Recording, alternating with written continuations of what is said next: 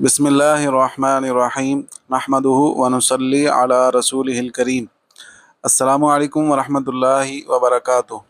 मुअज़्ज़ज़ तलबा इकराम, इससे गुज़श्ता असबाक में हम सुलासी मज़ीद फ़ी के अबवाब में से 8 अबवाब की ख़ासियात, उनके मानी का बयान समझ चुके हैं, पढ़ चुके हैं। तो आज के सबक में आखिरी बाब इस्तिफ़आल के मुसन्निफ़ ने यहाँ पर 9 अबवाब के ही ख़ासियात बयान किए हैं और बकिया अबवाब को मुख्तसरन एक जुमले में ही उन्होंने बयान किया है, जिसकी तफसील कुछ मैंने पिछली वीडियो में भी बयान की है, वहाँ से भी आप उसको सुन सकते हैं, समझ सकते हैं। तो आइए बाब इस्तिफ़आल के मानी समझने की कोशिश करते हैं। इस्तफ़अल कसुरा इस्तिमालुहा फ़ी सित्तति मानिन। मुसन्निफ़ फरमाते हैं कि बाब इस्तिफ़आल का इस्तेमाल 6 मानों में कसरत से होता है। अहदुहा अत्तलबु हकीकतन का इस्तग़फ़रतुल्लाह ऐ तलबतु मग़फ़िरतहू। मुसन्निफ़ फरमाते हैं पहला माना है तलब। अब ये जो तलब है ये 2 तरह की होगी, या तो हकीकतन होगी या मजाजन होगी। हकीकतन तलब की मिसाल का इस्तग़फ़रतुल्लाह ऐ तलबतु मग़फ़िरतहू, मैंने अल्लाह से माफ़ी मांगी।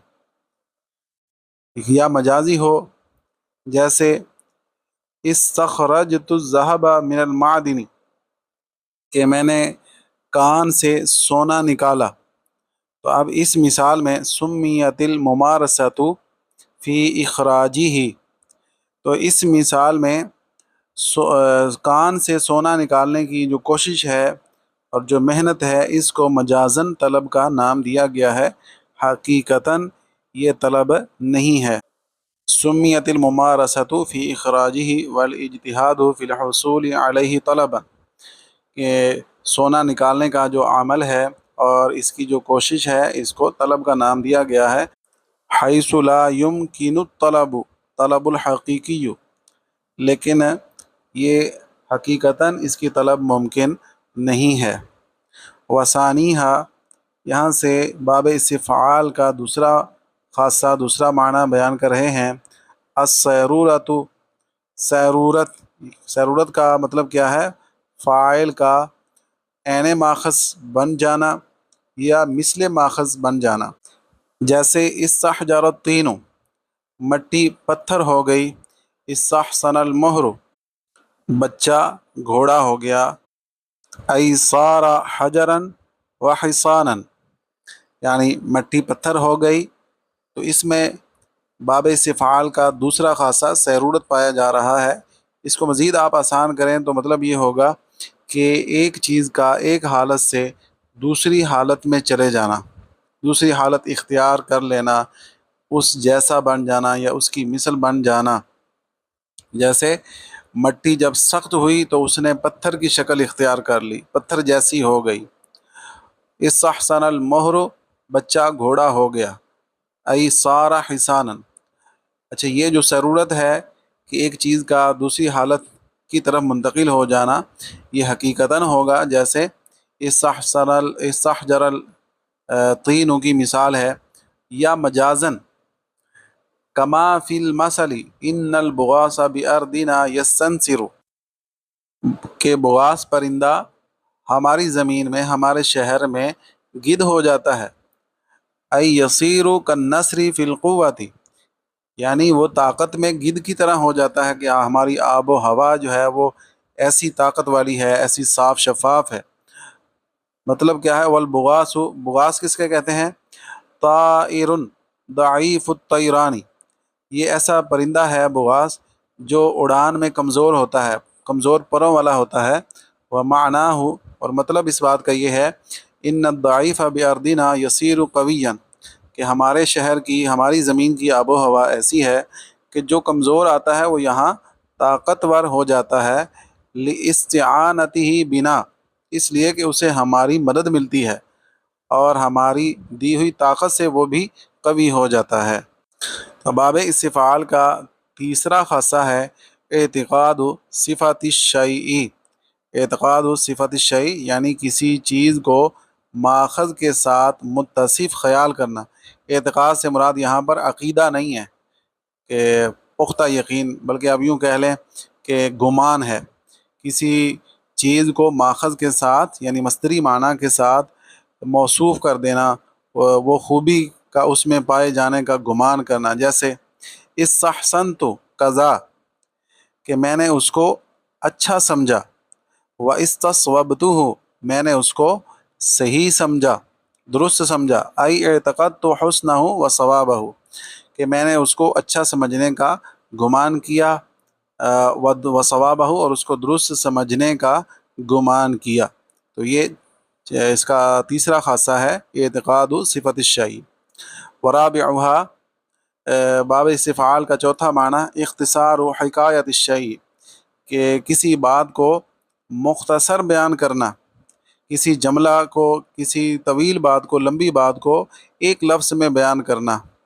جیسے یہاں پر مثال ہے استرجع کا استرجع، تو استرجع کا مطلب کیا ہوگا؟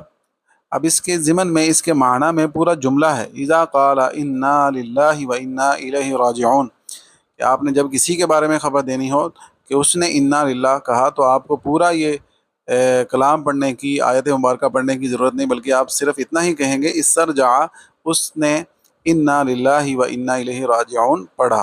اگر آپ اپنے لیے بیان کرنا چاہتے ہیں تو آپ کہیں گے استرجعت، میں نے انا للہ پڑھا۔ وخامسها اور اس باب کا پانچواں معنی ہے القوت، مطلب کیا ہے؟ قوی ہونا، مضبوط ہونا، یعنی فاعل میں ماخذ مصدری معنی کا شدید ہو جانا، طاقت والا ہو جانا، مضبوط ہو جانا۔ جیسے استہترا، استکبرا، اس کا مطلب کیا ہے؟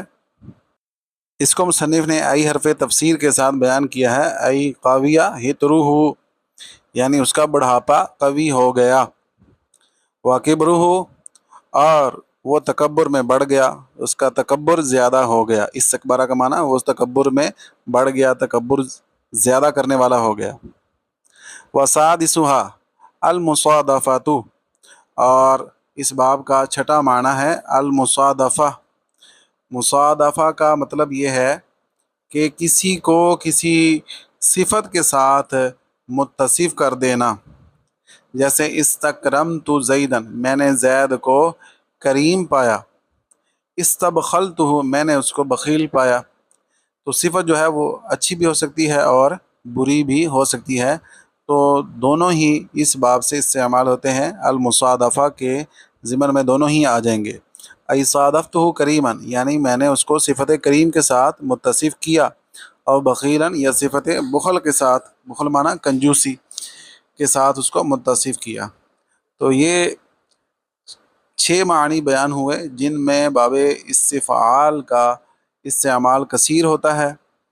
یہاں پر آخر میں مصنف نے اس کا قلیل استعمال معنی بھی بیان کیا ہے، وہ کیا ہے؟ وربما کان بمعنی افعل کا اجاب و استجاب، کہ کبھی یہ جو باب استفعال ہے یہ باب افعال کے معنی میں بھی ہوتا ہے۔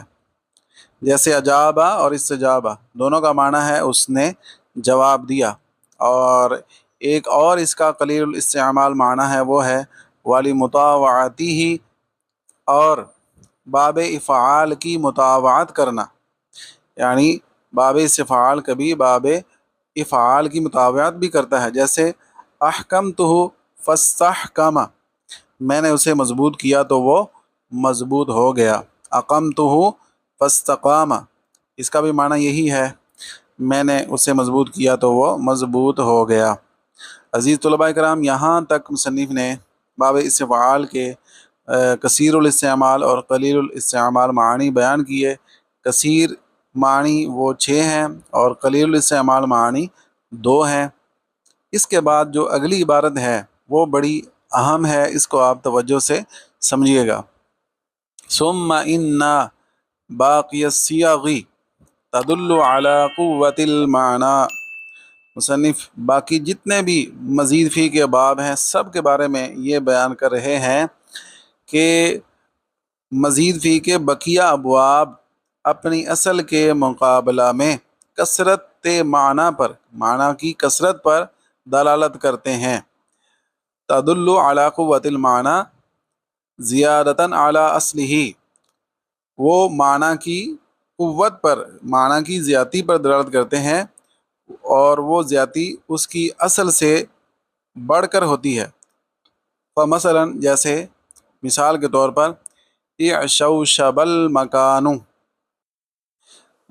مکان جگہ زیادہ گھاس والی ہو گئی۔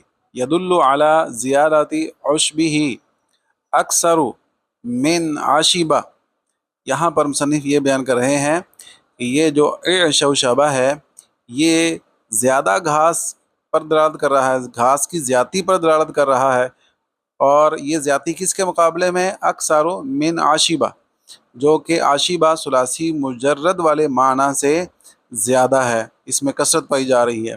عاشبہ کا معنی بھی ہے گھاس والا ہو جانا، لیکن اعشوشبہ کا معنی زیادہ گھاس والا ہو جانا۔ اسی طرح اخشوشنا یدل علی قوت الخشونۃ اکثر من خشونہ، تو یہ باب بھی باب افعال کا یہ صیغہ ہے۔ اخشوشنا یدل علی قوت الخشونۃ، تو اخشوشنا یہ دلالت کر رہا ہے زیادہ کھردرا ہونے پر، اکثر من خشونہ، وہ کھردرا پن خاشونہ کے اندر جو معنی کھردرے پن کا پایا جاتا ہے اس سے زیادہ ہے۔